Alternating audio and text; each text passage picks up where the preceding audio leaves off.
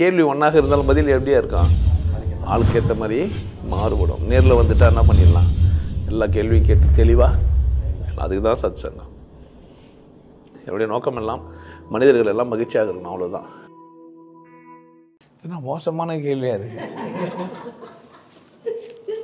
குத்து சண்டை சாதாரணமாக குத்து சண்டை எப்படி பார்த்தா சவுத் பாத்து இந்த மாதிரி தான் எகிரினே இருக்குது. 3 நிமிஷம் ஸ்கிப்பிங் போடுறது. ஃபிசிக்கல் ஃபிட்னஸ் இருந்தது. இப்போ யோகா சாதனையில் அப்படின்னு கேட்டிங்கன்னா பிராணாயாமம், பிரத்யாலங்காரம், தாரணை, தியமாதிலாம் முன்னாடி எடுத்த உடனே இயம நியமம் எண்ணிலா அதன் எதுக்காகனா ஃபிசிக்கல் ஃபிட்னஸ்க்காக. அவ்வளோதான் அது உதவுச்சு.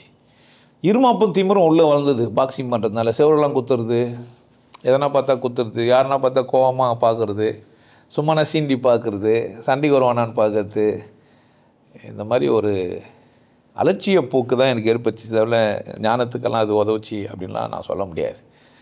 பாக்ஸிங் கற்றுனோடனே எனக்கு ஒரு அலட்சிய போக்கு தான் ஏற்பட்டுச்சு. எனக்கு முன்னாடி ஒரு பவுல் கிக்கு செத்துட்டாருன்னொடனே தான் பயன்ட்டேன் நான். இது ஆபத்தான ஒரு விளையாட்டு, போட்டி மனப்பான்மை வாழ்க்கைக்கு நல்லதில்லை அப்படின்னு முடிவு பண்ணேன். அதனால் போட்டியின்றி வாழ முடியுன்ற ஒன்றுக்கு தான் அது உதவிச்சே தவிர மற்றபடி எனக்கு ஆன்மீக வாழ்க்கைக்கு அது பெருசாக நான் இவ்வளோ தான்.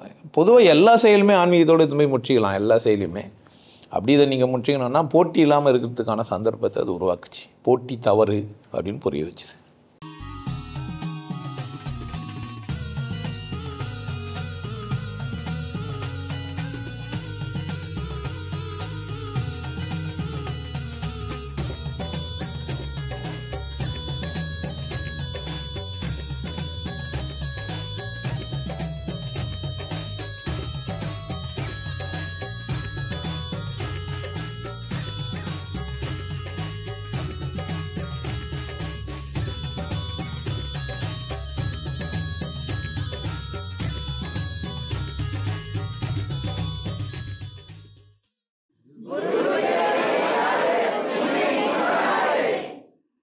நல்லா இருங்க, சிறப்பாக இருங்க, கொண்டாட்டமாக இருங்க.